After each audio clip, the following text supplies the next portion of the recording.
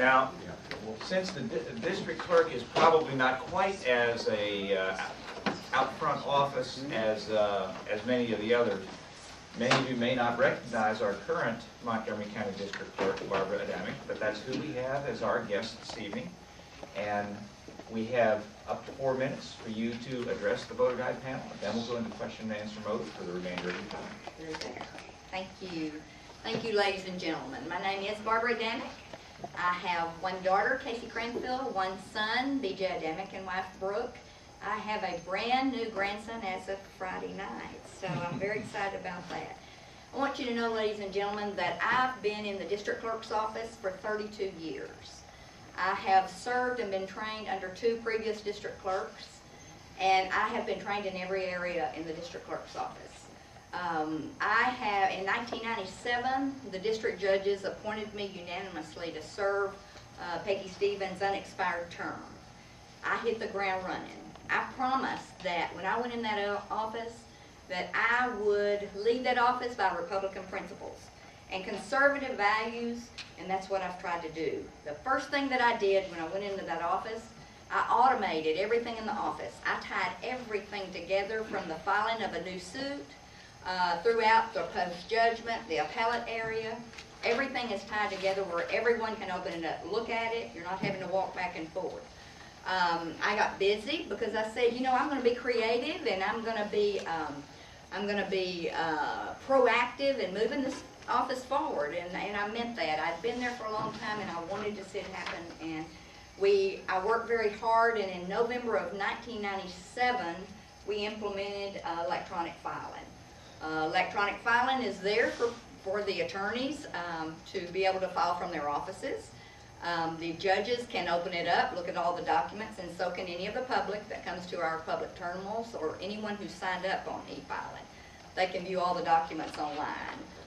1998 election, I won the election. I began putting in digital imaging. I then started working progressively toward electronic jury. I implemented electronic jury, and that's online. Jurors qualify online. Now, I want to tell you something, ladies and gentlemen. I've got some leaflets out there, and I want to tell you, I don't have enough time to tell you the savings I've done in that office, but I've saved a lot of money. And I believe I've told the other night when we drew for the drawings, we saved $98,000 the first year in electronic jury. And that's when people doesn't come in, you save $10 per person, and we notify them online if the case settles. But more than anything, this is a very serious office. This office is affecting lives of individuals. We are putting individuals to death in this office. We handle death penalty cases. We handle people that's going to prison. We're taking children out of homes, and it's a very serious matter working in there. I believe that I have the knowledge, I believe I have the wisdom, and I take 63 employees plus a $2 million budget very serious.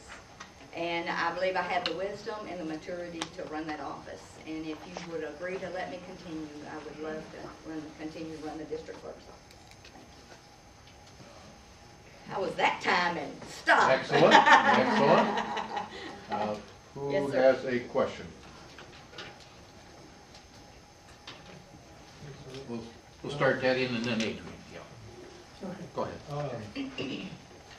I think you've done a great job running the office so far, some of the research I've been doing on it, and you have an opponent this time, and I think the only political question of this office is how well you save money and running efficiently, since you're not really setting regulations and stuff like that. But so I think the only difference really in the questionnaire is on question number 3, which states, are there any functions of this office which you privatize? You say no, she says yes. Could you elaborate on what those things that she wants to privatize and why you're against it? Well, I guess when you say define privatize really for me, Well, she I says, your opponent says, I'm currently having discussions with one company to make public information available online at absolutely no cost to taxpayers. I'm anxious to look at other areas of the office that can be handled outside sources with reduced costs to the taxpayers. Do you know what she's talking about? And if you do, why would you different? I do, she's talking about the online indexes of the cases. I've studied before, that is something, she's talking about outsourcing it Okay. with a vendor, but those vendors, of course, when you outsource it with a vendor, they may put it online for you free, but they're charging everybody else. Well, what I want to do is when we get it online, I want the county to have the money. The vendors, we've had several vendors offer, we'll put your indexes online. I said, but are we going to get the money for it? Well, no, we get the money. They don't do it for free for nothing. So they put it online for you, but they earn the income from it. I want our IT department to put it online for me, and I have had the request in for quite some time. But realistically, I have worked hard toward electronic jury. I mean, there's only so many of them in our IT department, and they work very hard.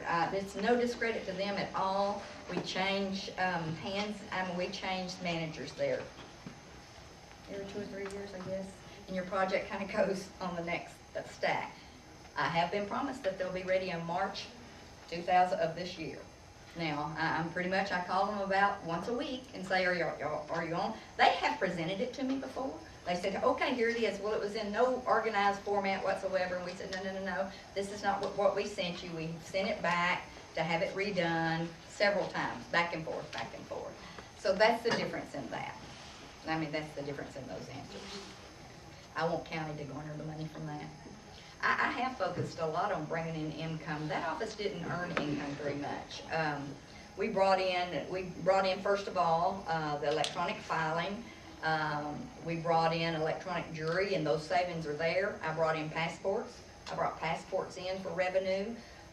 Put that in my office, plus South County office, and we bring in about I looked at it just today, about $54,000 a year in just passports. We bring in, every time a criminal defendant comes in to pay a fine, there's a $2 transaction fee every time they pay on their fine. So we bring in about $20,000 to $30,000 with just those $2 fees on fines. We handle, ladies and gentlemen, my finance department brings in about $4 to $5 million a year. Now, that's not county. A lot of that goes out for state government.